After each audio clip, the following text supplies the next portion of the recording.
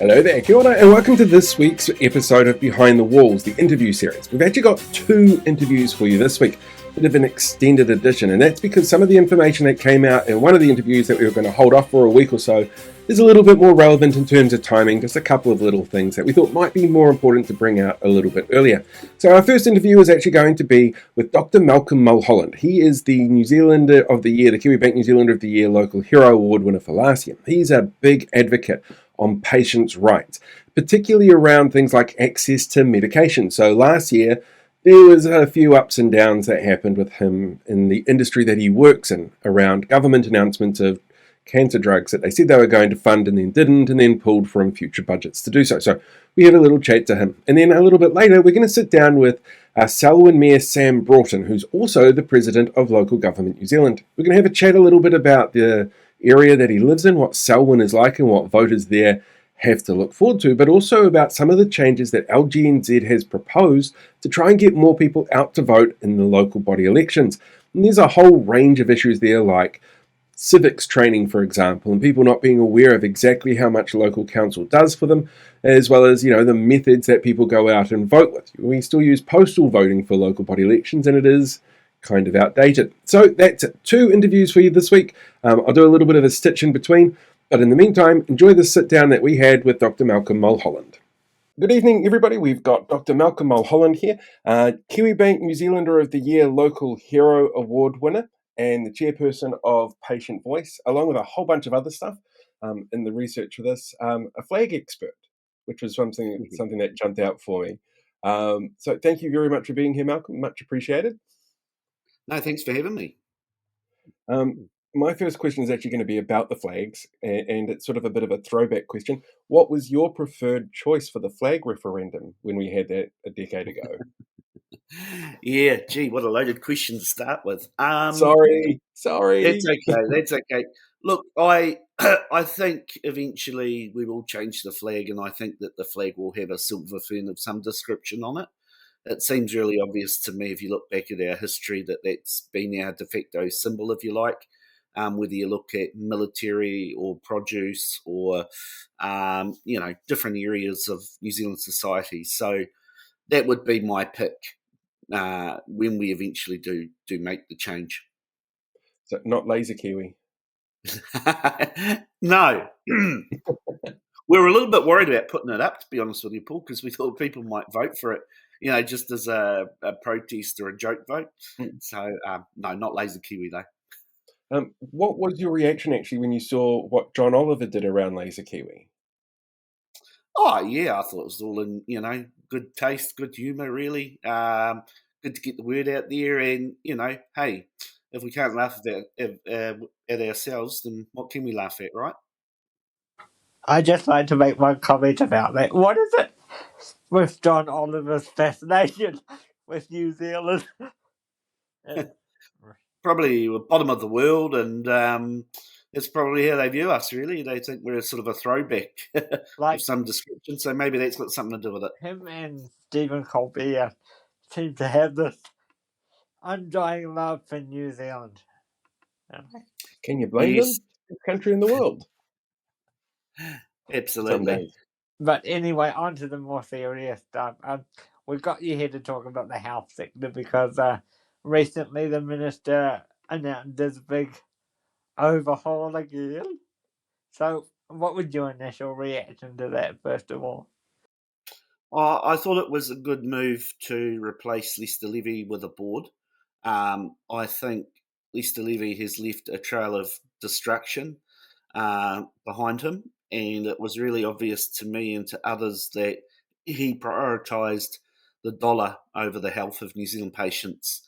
And sadly, I think some of those moves that he made had come home to roost and adversely affected patients. So I actually applauded Simeon, for the Minister of Health, for getting rid of Lester Levy and replacing him with a board.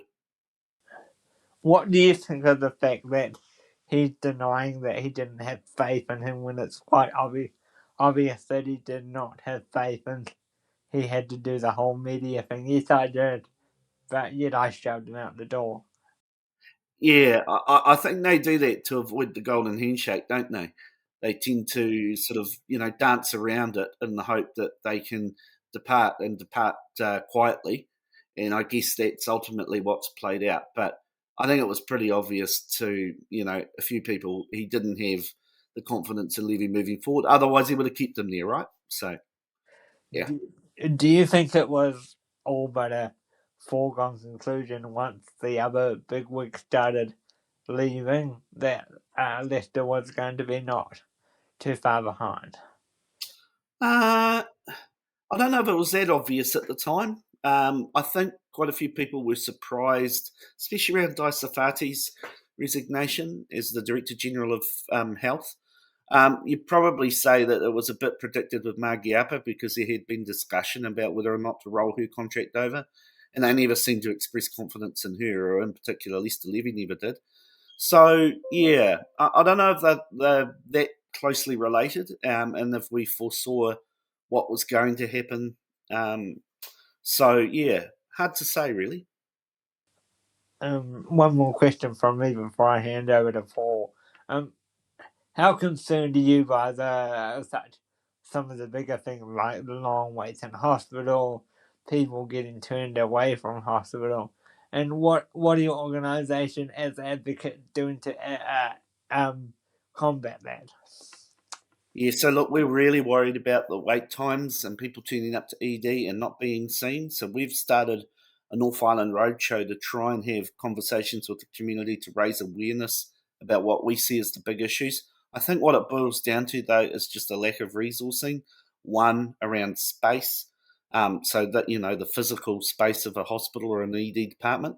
And then two, wages for doctors and nurses. That's why we can't retain them. That's why they go to Australia.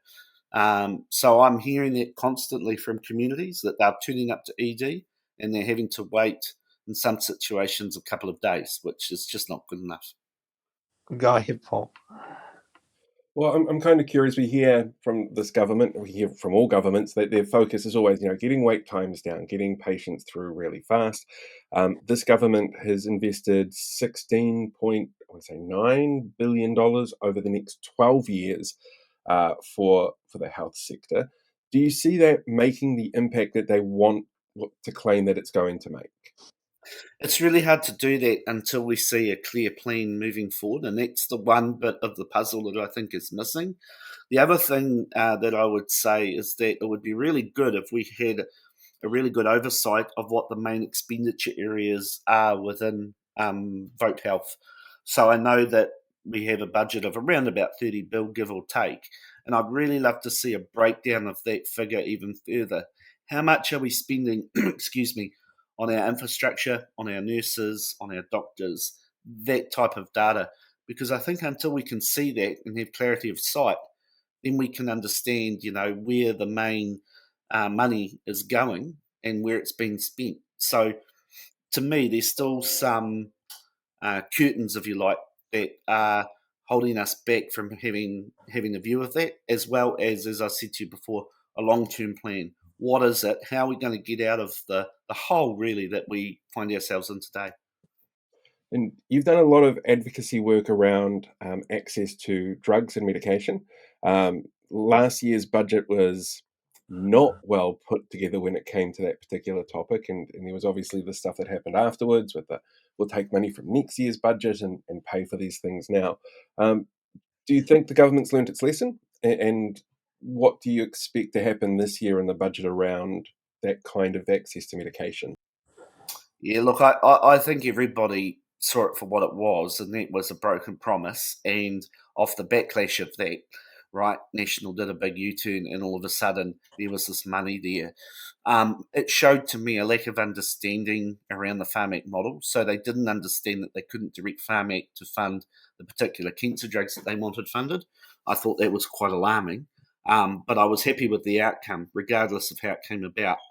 What concerns me now moving forward is that we've had a similar promise made in relation to blood cancer drugs. So the previous promise was only around solid tumours.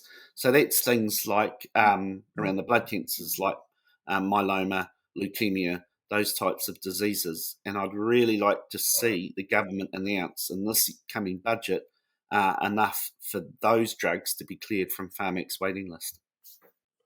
Does it make a difference for you then from having Dr. Shane Retty in charge, who's a doctor, versus somebody like Simeon, who was a bank teller, when it comes to this decision-making process? Yeah, good question. So I've met with both ministers, and I've only just met with Simeon. Quite a likable guy, to be honest, and I can see kind of why he got the nod. I think Shane's downfall was perhaps he got too down in the weeds. He was very much a man of detail, and so when you're trying to convey that to the public, sometimes it can get lost in translation. Um, Regardless of who the Minister of Health is, though, I would like to see some long term commitment to fixing the problem that we find ourselves in. Hate to harp on about the long term plan, but I just can't see what it is. And I'd also like to see them reach out to Labor and Labor to receive that invitation and go, yeah, let's work together because health is so important. If we can't get health right, then so many people are going to unnecessarily suffer. And that's what really concerns me. How did you feel about the move from around the bowel cancer screenings that was announced, I think, last week, a couple of weeks ago, Yeah. where they took funding for specifically Māori and Pacifica bowel cancer work for people from, I think it was 50, and lowered the general age down to 58 for everybody? Yep. It feels like there could be some disparities in the outcomes from that. I'm kind of curious what your perspective on it is. Yeah, look, I was really annoyed. I thought that they could have done both, so kept the screening program for Māori and Pacifica 50 and above, and lowered it for the rest of the population at 58. I think what we have to remember is that we're dealing with a system that rations, and when that happens, some people miss out. Theoretically, nobody should miss out. Our screening age for bowel cancer should be 45, just like it is in Australia. And they made promises about that before the election. One thing that did disappoint me again was that we had no plan around what the government's going to do to alleviate problems within the pathology sector. So they're the people that look at the samples. We know that they're about to go on strike. There are massive issues within that particular workforce. That strike's happening at the end of the month, as well as what is the plan to get more gastroenterologists so that if somebody is said to have a high suspicion of bowel cancer, then they can go through the pipeline and be seen by a gastroenterologist. We've got a massive shortage of gastroenterologists, and that's playing out right now in the community I live in, Palmerston North. So what do you think of Simeon's new catchphrase, I guess you can call it, timely quality healthcare? I find it a bit like awkward that he keeps pushing that narrative. Yeah, that's a good question. I'm always a bit skeptical of catchphrases, and it sounds like a salesman, right? If I roll this out, enough people will believe me. The devil's in the detail when he comes out with sentences like that. Hey, that's great. You can have it there as an aspiration, but until we know what that detail is, then we'll know whether or not that can become a reality. And that's the bit that I never can have sight of. I'd love to. I'd love to go, yep, I can see your plan. I can see how you're going to achieve that. But I'm yet to see that level of detail. Yeah, and what do you think will be the next step that you hope, or that they hope they don't do, or that you hope they do? So two ends to question there. So one that you hope they do, and one that you hope they don't. I hope that they don't become wedded to the idea that we have to continuously make cuts in the health sector. It's one thing not to spend more, but it's another thing to actually try and reduce your spend. I think that the system is so stretched now, and I think we've seen some of that play out. Like we know that they got rid of a lot of IT workers, and that responsibility is now being foisted upon other people in the workforce, and that's having a negative impact on their workload. So I would like to see them stop doing that. And I'd also like to see them bring together different stakeholders, the likes of yourselves and myself, and clinicians and nurses and the unions, everybody in the room together to workshop, how we're going to get out of this mess that we find ourselves in. Unless we have that open, collaborative discussion amongst stakeholders, I really can't see the situation improving anytime soon. In terms of the opposition parties that we've got at the moment, what do you think they should be learning from what we're seeing from the government? Learning to listen. It sounds so basic, but ultimately, this is what it's about. I'm kind of buoyed by the fact that we've seen some of the Labor and Green MPs attend some of our roadshows. We have sent invites to national MPs in particular, and they have always tendered their apologies. But I think you need to hear on the ground what is happening in their own communities, in their own backyards, so that they can get a sense of the gravity of the issue and then start to think, well, how can we fix this at a national level? So I'm kind of buoyed by the fact that I think Labor are listening. One thing, though, I hope that doesn't happen is that if we do have a change of government, so if Labor become the highest polling party and they collaborate with the Greens and the Māori Party, that they don't stop listening once they're in power, because I've seen that happen before as well. So that would be my one big wish to the opposition parties right now. Don't forget us. In terms of the sort of redesign of the system, when this government came in, funding for GPs and primary healthcare sort of froze, didn't go up. Funding for medications, the $5 surcharge, for example, on medications was put back on for prescriptions. Do you think those policy changes have had an overall net positive or negative impact? Oh, negative, without a doubt. One of the things I've been constantly hearing on the roadshow in relation to primary care, in relation to GPs, is that is where we're confronting the problems that we're now experiencing in our hospitals. The reason our hospitals are so log-jammed, if you like, is because people can't afford to see the GP anymore, and then they're going to ED departments. And what I'm also hearing is that when an ED department is full or has a particular reputation in the community, people from that community are then going to other EDs, time allowing. So, for example, I live in Palmerston North. The nearest ED to us is Wanganui or Whanganui. It's about an hour's drive. There are people who are commuting from Palmerston North over to Whanganui, so it's having a spillover effect. That to me is a disaster. But why? Because people can't afford to see the GP. They can't get in to see them if they're lucky enough to do that. I remember a headline I think it was last year, 48-hour wait time at one stage at the ED at Palmy. It's Yep. got to be stressful for everybody involved. It's Yeah, and my heart goes out to the workers because we are seeing failures in the health system in terms of care. So we are hearing about stories where patients are having to wait too long, and then as a consequence of that, their health deteriorates, and sadly, in some cases, they've passed away. Now, I don't blame the doctor and ED for that. I don't blame the nurses who are having to deal with this huge influx of patients. It's a system failure, and that's what we have to point out. We know, for example, there was one case in Buller that happened where a man presented, was misdiagnosed, went back and subsequently died. Now, I don't blame the doctor who was, there was one doctor on servicing that entire community. That should never have happened, but sadly it did.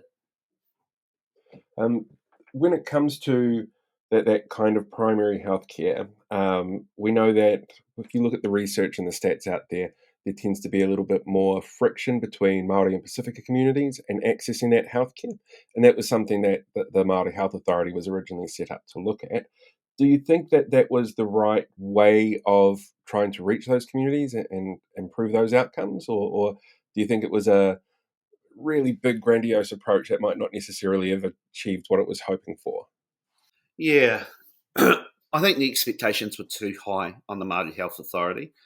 I think we all should have been realistic in our expectations of what it could deliver. One of the areas I would hope that it would focus on, and we would be aware that that would be their focus, would be on service delivery.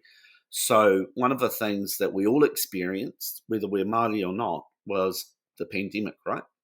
And so what the government wanted was for everybody to be immunised. The Māori rates of immunisation in Pacifica was low until they started switching it to a Māori-friendly service delivery. The numbers, they sort of went up overnight, and all of a sudden we all benefited as a result, because then they could, reduce the restrictions that were in place. I think that's a really good example of where, Māori's solution for a Māori problem can really come into play. So if a Māori health authority is to be reinstigated, I would like us to all be realistic around the expectations. And, there do need to be some measures put in place. I don't argue against that. But I think we have to be realistic as well. Now, one of your other areas of expertise as well is sort of symbols of nationhood, which I'm kind of curious how your perspective with what you're seeing with the health sector and what you've been through, your own sort of history, as it were, with that, and with things like the flag, how that fits into how we see ourselves as a nation and how others see us as a nation. Wow, I wasn't expecting that question, Paul, but I'll give it a big shot. I can go back to a John Oliver question. What's your favourite musical number that he's done? No. It's all right. We can have a deep and meaningful. Yeah, I don't know if I'm going to answer the question, but one thing I would say is that it's really clear that there's an expectation amongst the public that we have a well-functioning public health system. And we've heard time and time again about the social contract, right? We pay taxes, and in return for those taxes, we expect a good health system, regardless of where we live or what our ethnicity or our sex or whatever else, comes with us. And I think people are feeling like that social contract has been broken.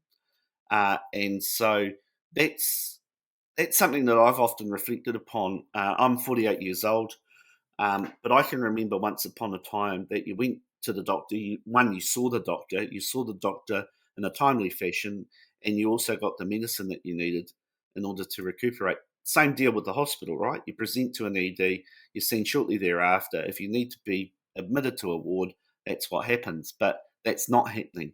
And so when we think of New Zealand, we tend to think of, Michael Savage and the Social Security Act and all of that proud history that we do have, that we're sort of turning around and going, what happened? What happened to that? We need to be proud of it, but to actually make it a reality. And I think right now there are people scratching their head going, I don't know what's happened. My last question to you is, what is your opinion on this recently announced 3-month collaboration between the private sector and the general sector to do the 10,000 operations, I believe it is? Yeah, it's an interesting move. It's not a new move. It's something that historically hospitals have done. They have outsourced to the private sector in order to get rid of the backlog. But we have to remember that often the same doctors are in both public and private. And that's quite a strange thing. So you can have an appointment in public and say it's a gastroenterologist or a colorectal surgeon, and then be seen by the same surgeon in a private setting. And so we have to remember that the workforce is actually one and the same, even though we're talking about two different systems. So we are going to experience some stress and potential burnout there. I think in terms of a temporary solution, that was the only solution in front of the government, and I'm glad that they've actually done it. But longer term, we cannot be reliant upon the private sector. We have to have a well-functioning public system. The only way we can do that, and from my perspective, is to actually pay the doctors what they would expect to be paid in an international context. So I know that a top oncologist here at Mid Central, he's reached his ceiling, but he would be on the equivalent of a starting oncologist in Australia. So unless we're actually going to be competitive around wages, I think we're forever going to find ourselves in this quandary. Do you find it when you're talking to politicians and people sort of peripheral to working in the sector that they're aware of those disparities in the pay rates?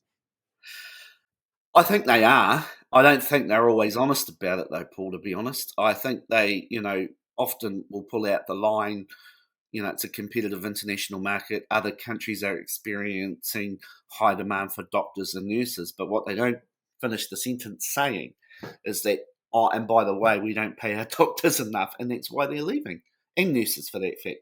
So we have to be real, and we have to be open, and we have to be honest. Sometimes politicians aren't always like that, funnily enough. Politicians aren't honest all the time. Sorry. Shock horror. I'm going to ask you one more because I just thought of it. What would be now we're just about 18 months, give or take, away from the next general election. So what would be the one policy from each of the parties, the major parties, that you would like to see them campaign on to get back into government or to retain government within the health sector? Yeah, it sounds like I'm sort of harping on the same point, but I want to see a plan that's properly budgeted, and I'm yet to see a long-term plan that will get us out of this mess from either party, for that matter. So I'll be keeping an eye on what their manifestos have to say. But until they actually come up with a long-term plan that involves all stakeholders again, then I think we're just going to find ourselves in this position. What saddens me, though, is that, if we take the current government, for example, they're very hot on productivity and, having higher outputs, that type of thing. You've got to invest in your people in order for that to happen. If we've got sick people, if we've got people who aren't performing to the best of their health, then we're never going to be this utopia that, in particular, the National Party want. So we have to get our heads around that, and we have to invest properly in people. Well, yeah. Thank you for joining us today. I really enjoyed that sit down that we had with Malcolm Mulholland. Guy is so onto it and so passionate about what he's doing. It's a genuine pleasure to sit down and have a chat and learn from somebody like him. The next interview that we've got lined up for you is Mayor Sam Broughton. He is the mayor of Selwyn district, which is huge. It's not like Auckland, which is a city, or Hamilton, which is a city. It's a district, which means you've got towns, you've got areas of population, you've got broad areas without population, and that causes its own challenges. And every council has their own unique challenges. And as president of LGNZ, Sam is very much lined up to understand exactly what those can be and how local body authorities can work better together. But he's got a few challenges on his hands, like the fact that voting in this country for local body elections is done by postal vote, and how many people do you know actually still use the postal service other than to send you bills? So it's a really fascinating conversation around the challenges that are there for local governance and some of the changes that they'd like to see brought in to make local governance much more understood by the general public and much more interacted with by voters. So here, let's check out that interview. In the studio, we have Sam Broughton, the mayor for Selwyn and the president of LGNZ. Welcome to the show, Sam. It's a pleasure to speak with you today. Yeah, kia ora, Blake. So tell us a bit about both roles, I guess, to begin with. Tell us a bit about your roles and a bit about yourself. Yeah, well, I'm the mayor of Selwyn district. It's a role that I've had for the last 8 years and a wee bit. I was on council for 6 years from 2010 till 2016 and became the mayor in 2016. I love serving the community. It's a community that I grew up in. My family's here. My parents and brothers still live on the family farm out near Darfield. And I really enjoy that we have some challenging things to do as communities, and councils are the places where good people come together, assess the range of views that there are in a community, think about the benefits, both short-term and long-term, and try and make good decisions. And I've been the president of local government New Zealand now for 18 months, coming up 2 years. And I really enjoy that role. It's an extension really of being the mayor here. There's so much that I get to see and do and support behind the scenes for councils across Aotearoa. But councils, we like to think that we're all different, but we're all quite the same as well. There's so many good people involved in local government, all trying to do the best for their communities, all working with government changes and legislation changes in culture around the country around what's acceptable and not to spend public money on. And yeah, it's a brilliant role. I encourage anyone to, with a passion for their local community, to think about running for council with elections later this year. If I may, let's start with your local government president's role. So we saw a very controversial speech from the sitting Prime Minister. I think it was last year at the last conference, and it raised a few eyebrows. Have you had a good relationship with the Prime Minister, and did you have any individual opinions on the speech? Yeah, I meet with the Prime Minister regularly as part of my role as president of LGNZ, sort of quarterly meetings with him, and one's coming up soon. He understands and can see what the pressures are on communities across New Zealand, and I think some of the flow over of what New Zealanders expect the government to be doing. He expressed his views here about what he would like councils to do.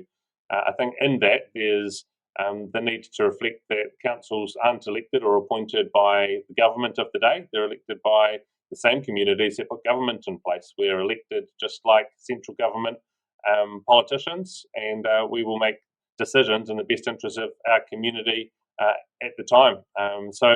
It was interesting, his comments. I think that some of it was more of a reflection on what needed to be said to New Zealand rather than what necessarily needed to be said to the room, and missed a whole lot of facts around the hard work that local government has done across Aotearoa New Zealand to look to lower rates, to look to focus spending. And I know that in my district we spend 86% of our capital spend is on water infrastructure and roading.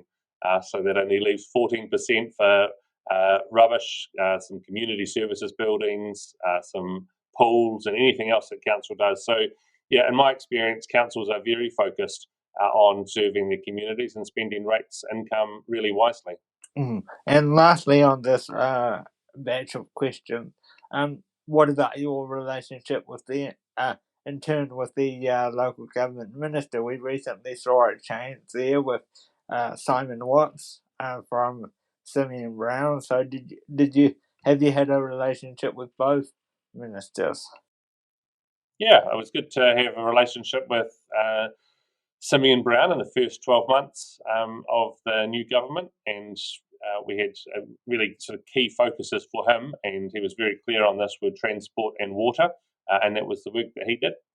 In the change, and now having Simon Watts as our minister, we have an existing relationship with him because he had been the previous spokesperson for the National Party when they were in opposition 3 or 4 years ago, and had lots of engagement with him around the water changes, the three waters, and that conversation over the last 3 or 4 years.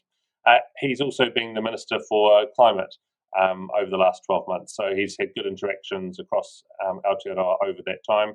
And really pleased that he's been made our Minister. He has also brought in, as well as the water and wastewater and transport conversation, he's really focused on regional deals. And yeah, it's pleasing to see his engagement with us. He turned up at the last All of Local Government meeting, which we host at the end of February.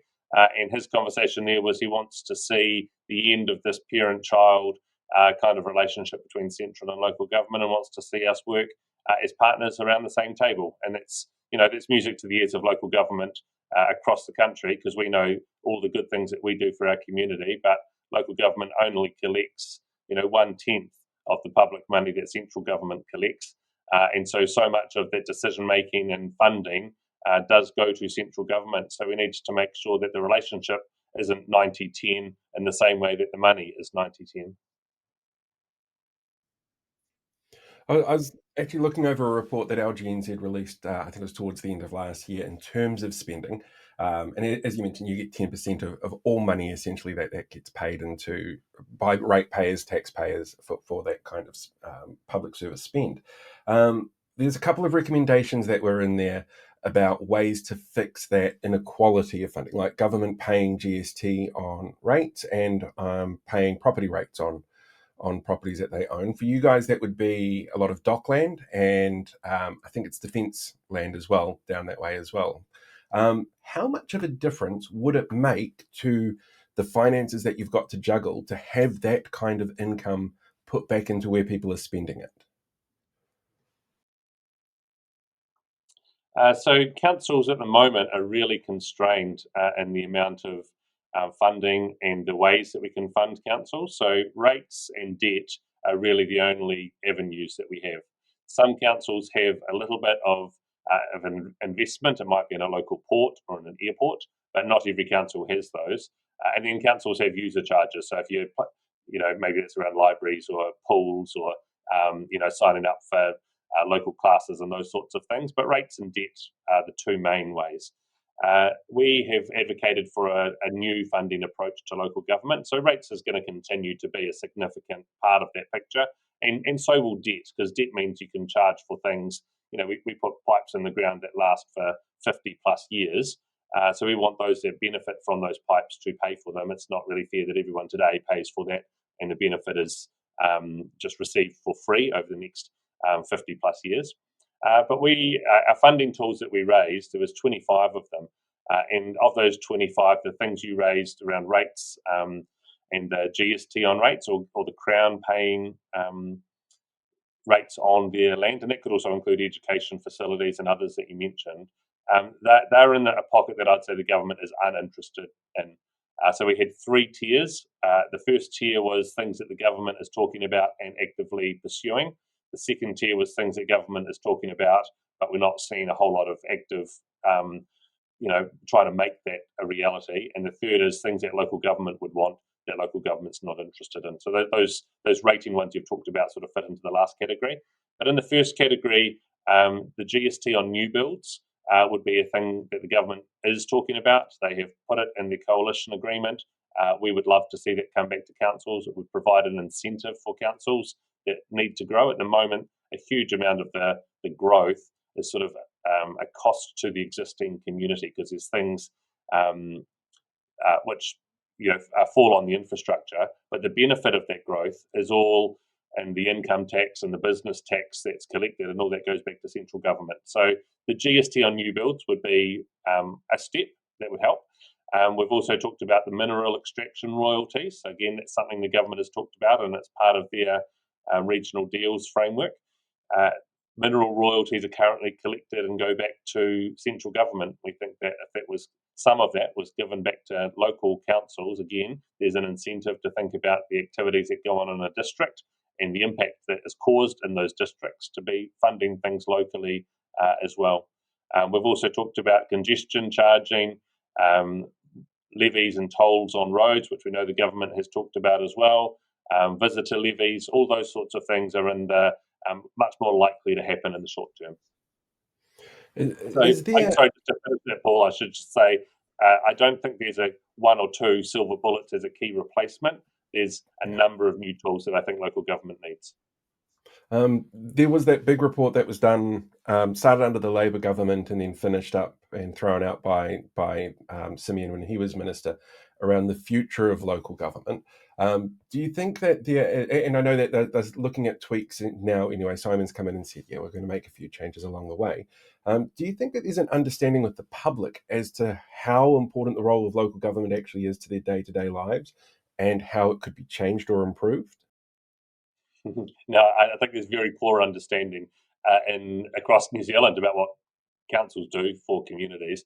I don't think my knowledge was very good until I got on council. I think lots of people stand for election thinking one thing and then realising within a few months that actually what the council does is, it might be that, but it's also all of these other things. So everyone that walked or drove or cycled to work this morning on a road or footpath that was provided by the council, brushed their teeth, flushed the toilet, had a drink of water, went out for dinner over the weekend to a place that was licensed by their local council, played sport or dropped their kids off at a park that was provided by their local council, held a birthday party at a local playground. There's so much that councils do, and I don't think that's very well understood. That was part of the Future for Local Government report, was saying that New Zealand could do with civics training And I think that should start from primary school to actually understand what goes on at a local council level. I'm visiting all my local schools at the moment, so we've got over 30 schools in Selwyn, just spending an hour with each and talking to teachers and students and board members about the relationships, I suppose, between schools and councils. Schools are the place where communities are formed. Kids create lifelong friends, parents meet other parents, and the education that we receive at school, I think there's something that needs to be in the curriculum about civics education. That would be hugely important.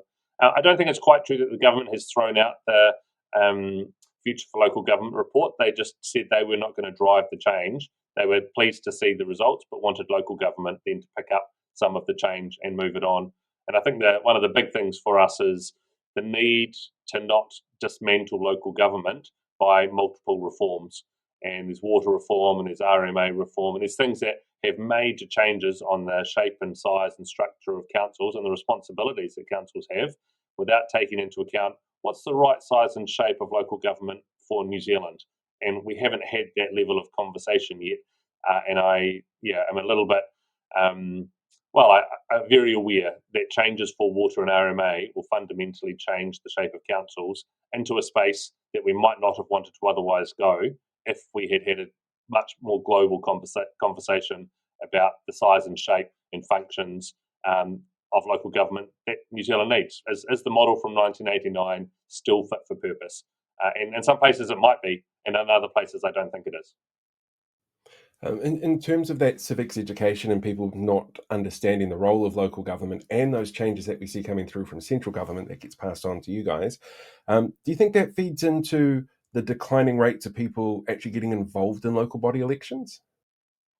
Yeah, we've got pretty poor turnout for local body elections. At the moment, Mayor Nick Smith, he's Mayor of Nelson, is leading a piece of work to try and understand electoral reform for local government. That's looking at the voter turnout. It's talking about the way that we vote. At the moment, each council has its own contractor to sort out how it runs elections. So neighbouring councils could run elections quite differently from one another, promote them quite differently, and have different processes for voting. We think there should be I think there should be a standard process, and a paper that Nick's putting out has talked to this, a standard process across Aotearoa New Zealand. That means everyone understands the way that you vote and engage. I also think that the voting system that we've got for local government, which is postal voting, is old. It's no longer the way that we should be voting. I'm not sure of anyone younger than me that sends letters, to people. A pen and paper is not the native way of learning to write and learn now. We all learn on screens and digitally. So I think we need to explore ways of doing that. And the central government election still has a really good turnout with in-person voting. So I think we should look at all of the options that are in front of us.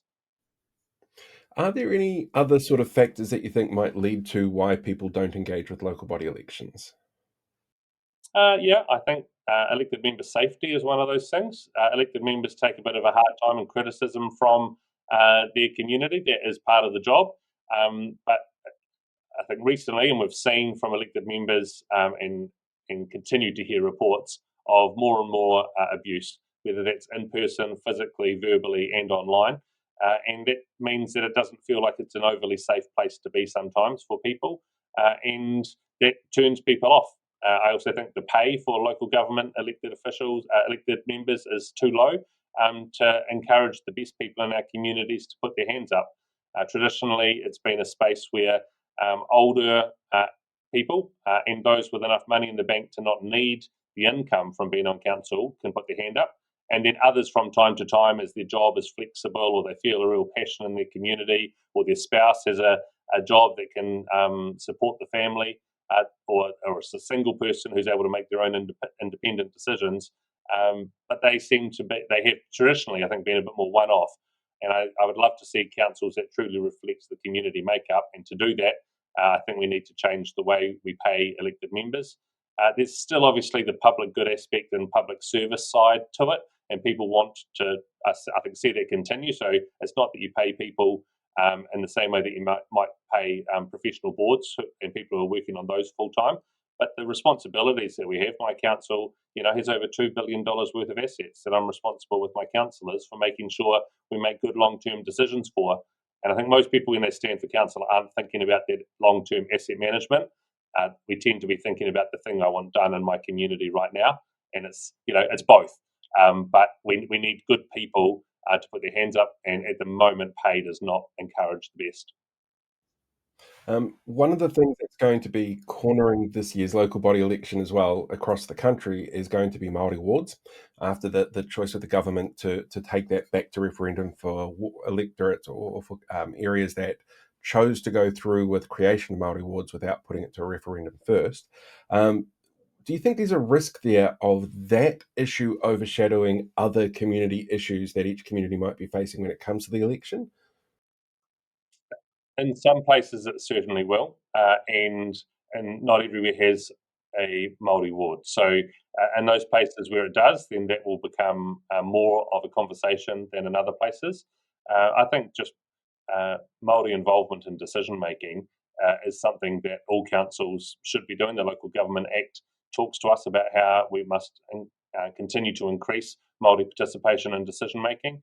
In the South Island and in my own council, our local runanga and Aitahu have a position where they don't want Māori wards, and so we have created seats on our council and on our standing committees for mana whenua participation in those roles without the need to have a Māori ward.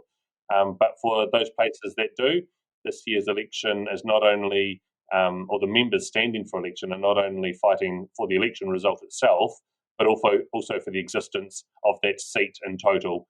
And so there's a lot of pressure on the elected members that currently fill those seats and also those looking to stand at this year's election. As we move on to your position a bit more as a mayor of Selwyn, as you move into a local body election, have you seen a good uptake in the people interested to be on the council? I know it's the other end of the question we've just been talking about, but have you seen any interest at all yet? Yes, I have. There have been people who have talked to me about wanting to stand for council and interested in what the role looks like. And I would encourage anyone considering that. I know it's only March and it seems like October's a long way away, but it's a major change for an individual or a family to think about making that decision. And it's not a sort of decision you want to make in 3 weeks when nominations open. So if people are considering that at the moment, I'd encourage them to reach out to other elected members that they know.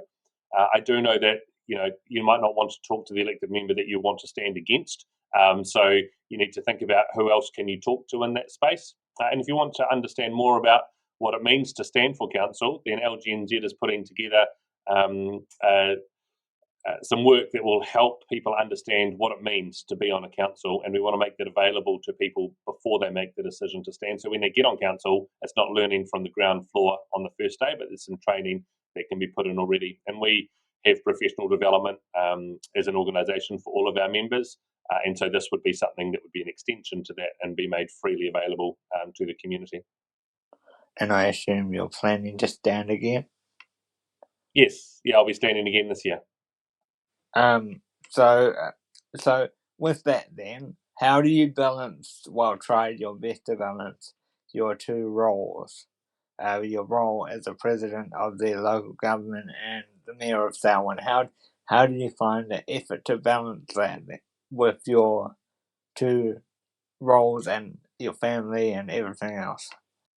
Yeah, they're two big roles, and I enjoy them both. My family is very important to me. Went swimming a couple of times over the weekend. Had my mother's birthday yesterday, and so making sure that I have time in my diary for them, and that those things come first. And family is so important. I continue to say that with the people that I work with as well.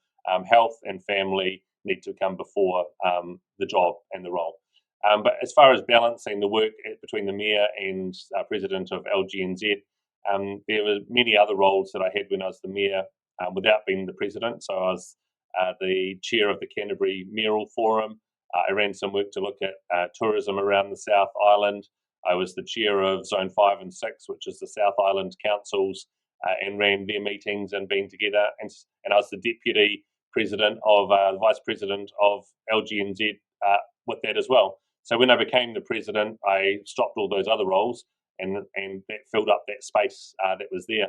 I think that when you do a role for a while, and I'm the sort of person who enjoys learning and also needs a bit of a challenge and thinking about what's next in extension, when I became the president of LGNZ, that helped me think about how do I grow as a person, how do I learn different perspectives, how do I continue to be challenged in my own points of view. And I think I love seeing leaders who can change their mind. And so I've enjoyed the role of being able to travel around and meet other councils and hear different perspectives than I would have otherwise heard if I'd just been the Mayor of Selwyn. And with that, there was understanding whether you would or would not stand again. So how did you finally come to that decision that you would stand? I talked with my family about the commitment that's there. I've got a daughter at primary school at the moment, so we yarned and had a chat about what the roles mean at the moment, and decided that it was the right thing to do for our family at the moment for me to continue in this role. Great. Anything else for you, Paul? Yeah, one last question, and it is kind of an election question. What would you describe your vision for Selwyn being 10, 15 years from now? I want it to be a great place that my daughter loves and is passionate about. So good for those young people that I know are growing up here, that they can be proud of. As I did, I grew up here and loved this place. But also we're the fastest growing district in the country. And so there's something special about Selwyn that people want to come to and be in. And that's New Zealanders moving here. So what do we currently got that's special that needs to be protected and looked after so that continues? While also thinking we can't just stay the same. 2010 Selwyn with 40,000 people is very different than 2025 Selwyn with 85,000 people. And in about 12 years' time, we'll be the same size as Dunedin. So how do we do future in a really coherent way? That means as we transition and change and pick up the energy of those that are moving here because they want all that change to happen and are looking forward to the opportunity that's here, how do we harness both sides of optimism for the future, for families, for business, as well as looking after the environment, relationships with mana whenua and our young people who can stay, thrive, travel, and want to come back and raise a family here too. Well, thank you for joining us today, Sam. It's been a pleasure to speak with you, and please stay with us. Thanks, Blake. Thanks, Paul. Hey, thanks for checking out this week's interviews. They're going to be released individually, so you can sit down, watch them one by one if you want, and they'll come out tomorrow as an audio podcast as well, each individual interview. Next week, I honestly can't remember who we've got because names keep being thrown at me while I'm really, really busy. And then the week after that, we've got New Zealand First MP and Minister Mark Patterson. He's the Minister in charge of rural communities and the Associate Minister of Agriculture. We're going to have a chat to him about what the future looks like for those communities and see if we can bridge some of the misconceptions that urban communities might have about rural communities. So it's going to be a fascinating thing to sit down and listen to. Really fascinating. I'm actually kind of looking forward to having that one. Anyway, thanks very much for watching, subscribing, sharing, all of that kind of stuff. Live long, prosper, may the force be with you, and I'll catch you guys all next week.